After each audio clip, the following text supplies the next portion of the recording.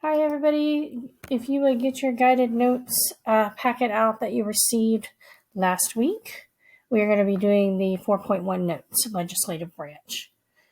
This set of notes you will notice is set up more as a question format, and that's just to help guide you as far as following through with the notes and also to help with studying.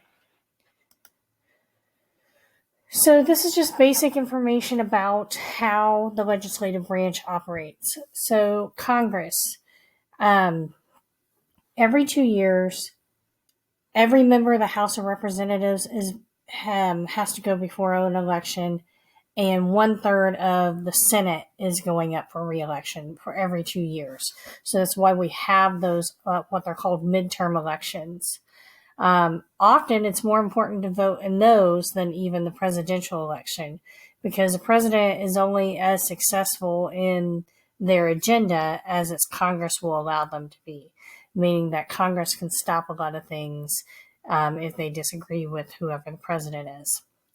So that 2 year period between those elections is what's actually called a Congress. We use Congress as a generic word just to talk about the legislative branch. So you have 2 sessions per term. They begin in January. So you have a joint session. That's where it's between both the House of Representatives and the Senate, where they're both meeting in their respective locations. And then you have a special session, and the president can call this if, even if they have adjourned or ended their session for the year. So president can call them back into a special session because there may be something important they need to vote for. So for us right now, even though Congress is in full force, if they had adjourned already, then President Biden would be able to call them back in to try to pass a bill forward or to get something else accomplished. So political parties is actually its own little area, which we'll talk about a little bit later, but we will weave it in and out of this chapter. So the political party that has the majority of the members is known as the majority party. The political party has the fewer members is known as the minority party. Generally, those are the way we refer to. We only have a rare couple of people that get elected that's not belonging to one of those two parties. Now, typically we would have an answering question portion throughout this at school, but being that this is all via video, the two major political parties we have here in the United States currently are the Democrat Party and the Republican Party. So the Democrats and the Republicans. So we are a bicameral government, meaning bicameral means two houses. We have the Senate and the House of Representatives. And the purpose behind that is to ensure that they're basically checking each other on their actions and decisions. And it also prevents them from just rapidly passing a law that could be difficult for the people. However, when the same party is in control of both houses, they're more likely to pass laws quicker than if you have parties from two different houses controlling them. So we're going to look at the House of Representatives first. That is the larger of the two. It has 435 members of the House. That number does not change. What changes is how many each state has, and that is done according to the census. So every state has at least one representative. Indiana currently has 9. I believe the most Indiana's had since in my lifetime is 11 or 12. So how do you gain representatives? How do you lose representatives? That is according to that census. This is why it's important when we are in a census, which is every year that ends in 0, so 2020, where they count the population. So if you gain people or you lose people, that can determine if you gain seats or lose seats. Even if you come out as the same, you can still have the potential to lose or gain a seat, depending on what other states have gone through.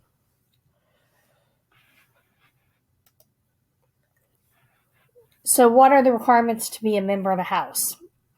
These requirements are different than what you'll see for the senators slightly, and of course the president. So you can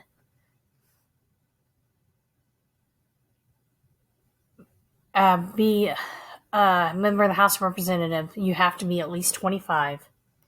You have to be a U.S. citizen for at least 7 years. And you have to live in the state that you're representing. So you have to be an actual legal resident.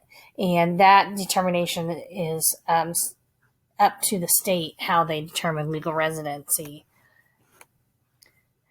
And I see something missing here. And this should say serve 2-year terms. So that should say year right here.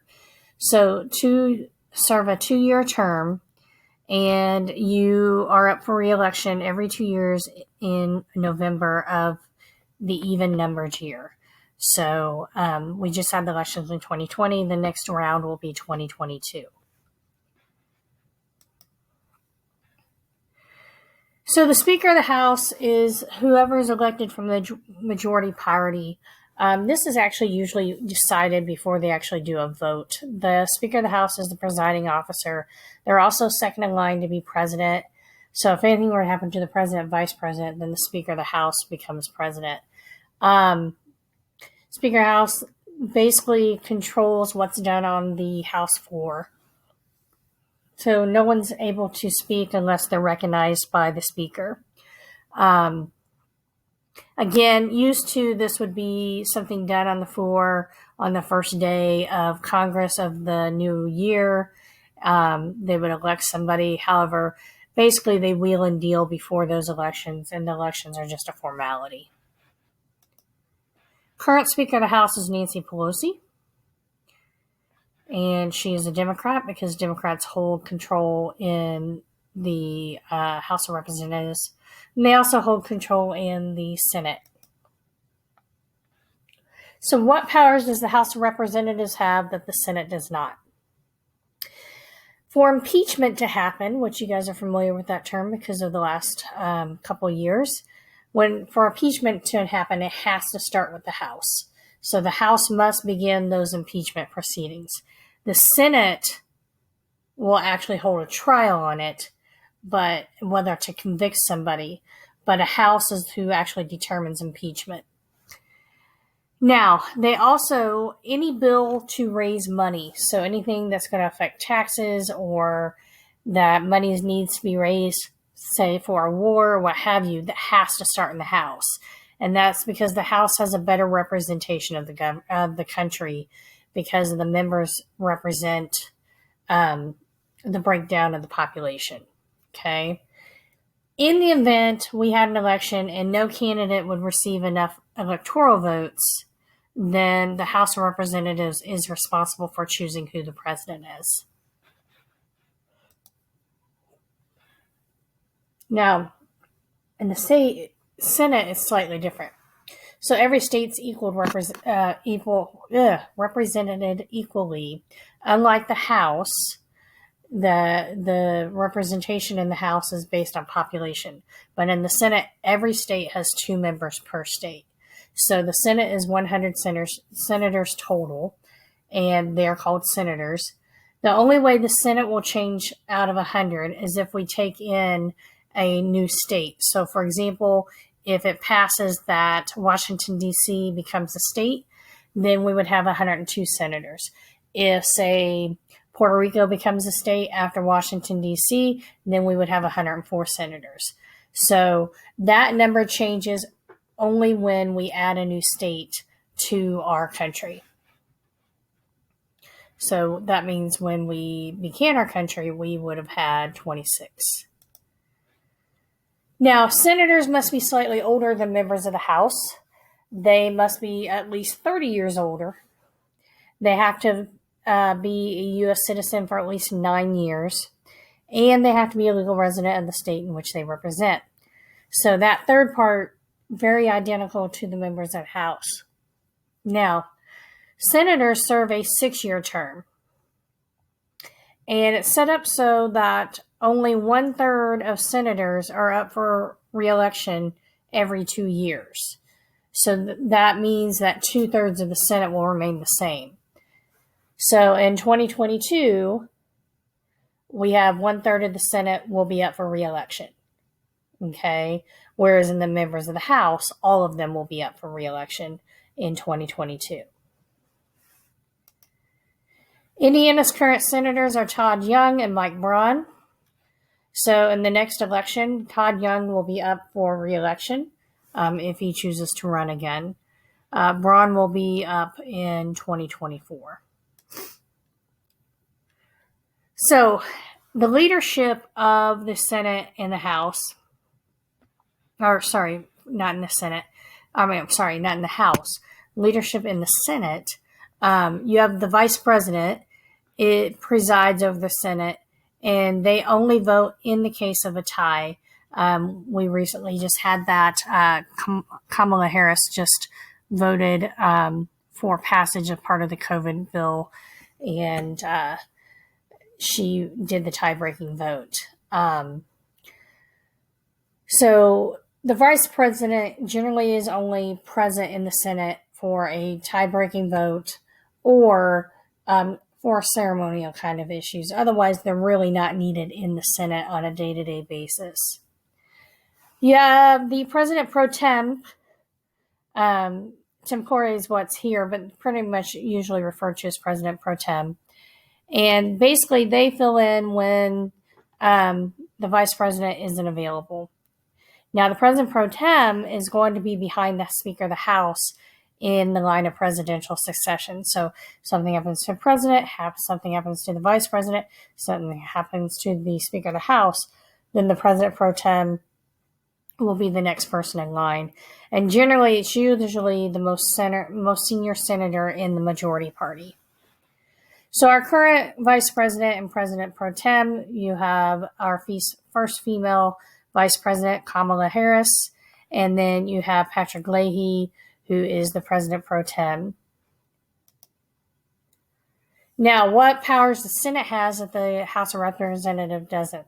They actually hold a trial to whether to convict someone of impeachment. They will also be required to select a vice president when no candidate has received enough votes. They approve treaties and high officials. So, for example, when a president nominates somebody to a position, the Senate must approve them. So they hold hearings and that type of thing. If you have any questions or concerns, please send me an email. Otherwise, I will see you in class. Make sure that you have completed 4.1 guided reading and 4.2 guided reading because we will be having a quiz on Friday. Have a great day.